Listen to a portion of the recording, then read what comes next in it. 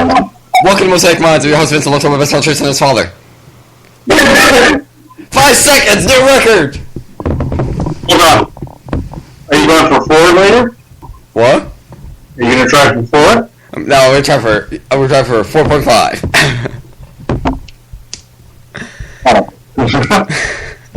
Oh yes, special guest in this case, my father, who we'll call Mugs, is right here next to me. Say hello. Hello. Hello, Gracie. Who's that? I'm not. You are too.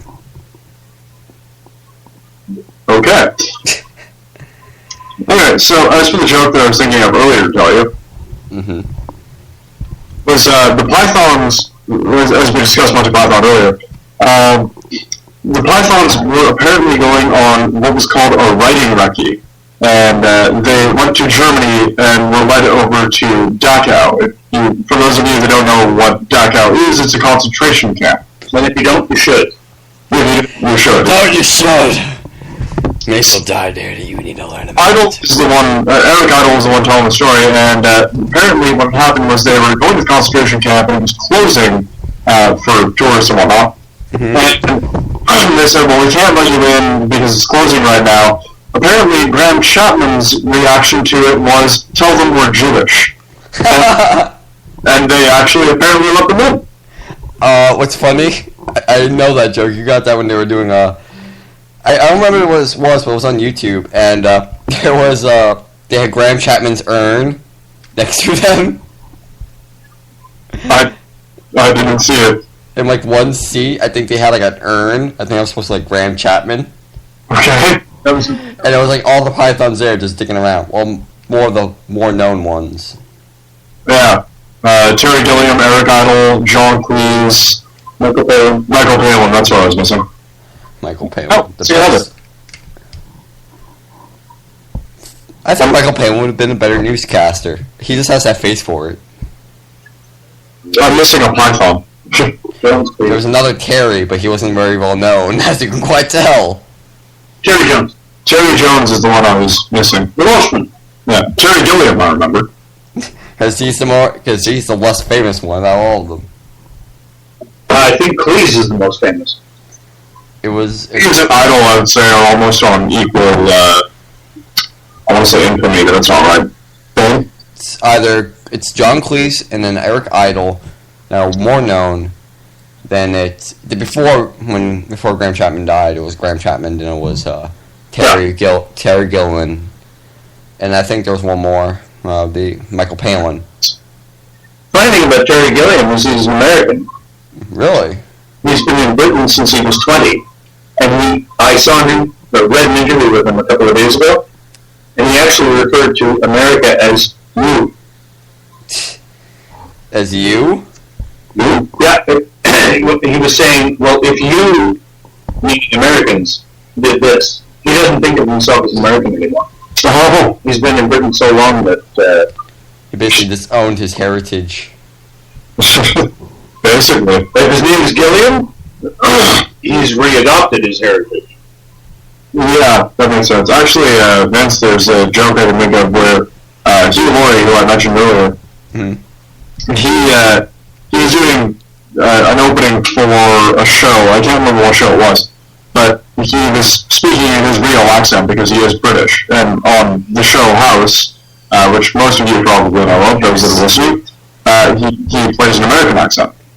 And he does it pretty fucking well. He does it very good. Every British actor does an American accent better than Americans do British accents. Because we don't talk. Because I try to do it now, you guys probably, that's not even closely British. But if anything, we probably sound British. Yeah, it's more of because they're different areas and there's different types of accents. Yes. Here, it's more idolized in movies. Like when I go watch a British movie, I can sort of tell because I did take a little bit of British history and learn where most of the cities are and what their accents sound like. Like if you listen to the Beatles, that's Liverpool. If you listen to some guy on YouTube, I think his name's Ashens, that's Norwich. And if you listen to Rose and the Doctor, it's London. Or something that resembles Londonian, I don't really remember. which is the most famous accent out of all of them. At least one of them. But I'm impressed that you know that. Me too. I didn't know that. Yeah, like in New Jersey, if I had the accent, it'd be different from someone who's in New York and someone who's from California. Yeah. Yes. And you say you would have a different accent, Tris, if you had an accent. I can't really tell. Than someone who's from Quebec or Alberta. I do actually have an accent compared to most Canadians. Which is kind of hard because I don't really hear it. Like Yeah. Americans, we hear the stereotype of a British Canadian accent, which is usually about who's sorry. I try to mimic you guys, but nah. You're just going around the ring, Which is the stereotype here. Oh yeah. That's generally how we see things, Jerry. I have what's called a mid-Atlantic accent. A mid-Atlantic? Yeah, it's sort of half British, half Canadian. How does that work?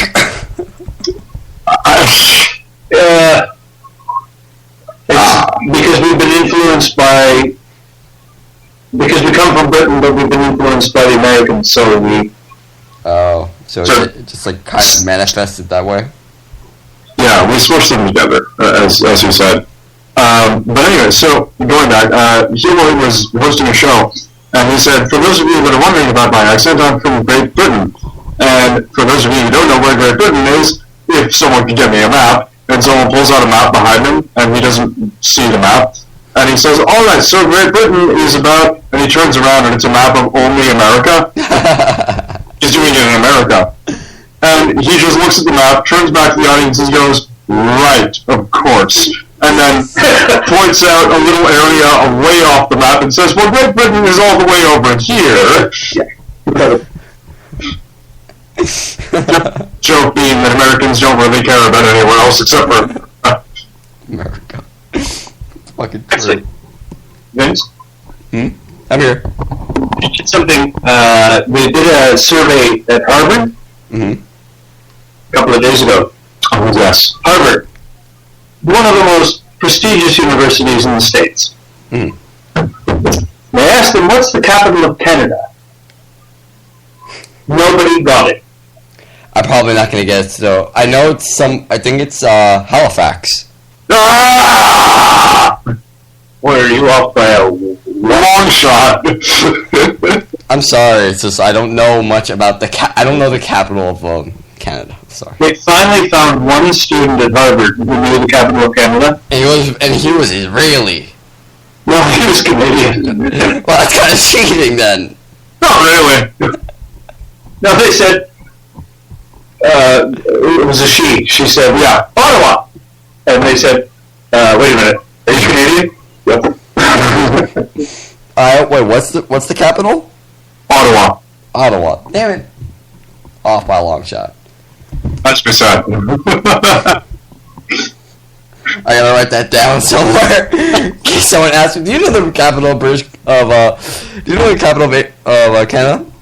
Ottawa. I used to have a lot of fun on Yahoo Trivia. My favorite question was always, what country burned down the White House? And inevitably the answer was, no one, never happened, nobody, ever, What nobody. happened? And the answer is Canada, and they go, no, fuck you, no, never happened. Well, it's the same thing about Vietnam, right? They don't even teach it in American history classes. What happens is, and a lot of American history is suppressed because I'm opening fortune cookie for the next subject. But what happens is that in American history, which I know more than my history teacher does know more, but That was probably have a better idea. Your history teacher. My history teacher went to college for a long time trying to study history and all that.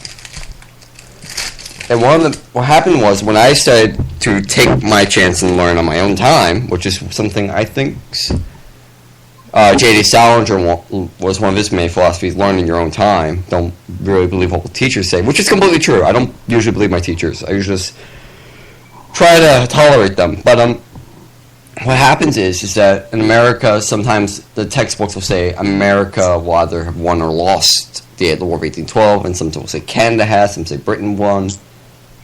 No one really knows. Some say we only get the gist of major information. Like, was the French part of American Revolution? Yes. That's all you're gonna get. You don't know how. You don't know when, really, truly, to be honest. You don't know if it really even was the French. Was it someone else part of the French, like the French Foreign Legion? But I don't think it existed until way later. Yep. So I say I'm off by that. But again, it's just history is very suppressed and very well rewritten. Yeah. Like some people still believe that some Roman emperor, I forgot his fucking name, fiddled while Rome burned. No. Exactly. Someone knows it's not true. He was away on business. God damn it. Well, how can you be away on business? You're the emperor of Rome. You have one duty. Well, I mean, this is a guy that declared war on Neptune and declared one of his forces senator. I shall declare war on the god of the sea. Right, I could imagine that tour, being a Roman soldier, going to the ocean, and everyone looking around going, what the fuck do we do now? Stab the ocean! Boss, let me do that. It's kind of malleable, I mean, it'll go on the sword. I can freeze it and chop it up if you want that. No, I want you to just stab it. Well, you guys actually both reminded me. When I was watching Red Dwarf last night, there was one point where Rimmer was saying how everyone else should have a short haircut like his, and they all said, well, there's no way we're going to look like you, Rimmer. And he said, why not? It's historically proven that every single army that has had a short haircut won the battle. And he goes through a whole bunch of examples like, I think it was the English versus the natives, for example. He said, well, you had the English who were clean cut and the natives who just had hippie haircuts and hippie dreadlocks the whole time, and the English ended up winning. And then you look at it again. I saw a Red Dwarf quote today that I liked. Oh, what was it? Where? Go, Rimmer. Go to Red Alert. Holy. You want me to change the bulb if you want? We're going to Red Alert. Are you sure that's a good idea? We'll have to change the bulb. Rimmer and Crichton are the best. I'm sorry. I'm the biggest for the fans who don't know. I'm the biggest Red Dwarf fan you'll ever meet. And for those of you who don't know Red Dwarf, you should watch it. Here they're coming out with a new season. It's coming out next year. What? Yeah. Yeah, it's coming back. Season 10 already came last year, but the crew had so much fun they wanted to do it again. So apparently it's coming out again next year. It is a very amusing TV series. Especially since one is the guy's own father. Yeah, that's pretty confusing. What? Lester is his own father. Oh yeah. Right. That's the most confusing thing, because in one episode in season 10, he literally gives himself tough love. Like, he will record what he says to lecture him, and he's like, Dad, I didn't do anything, and he's just talking to himself at this point. Jeez.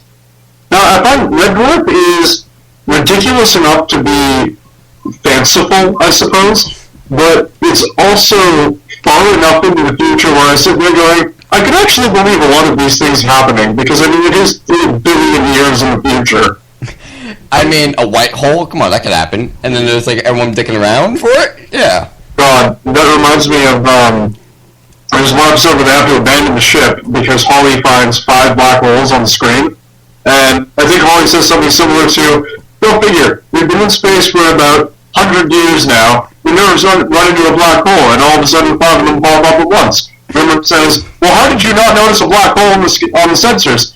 Holly's reply is, well, you see, the thing about space, the color of space, and the best thing about space is that it's black. The thing about black holes, the color of black holes, is that they're black. And then later on in the episode, you realize that there were no black holes the entire time. And Rimmer says, well, how did you not realize that there were black holes? Well, you see, the thing about the screen of the scanner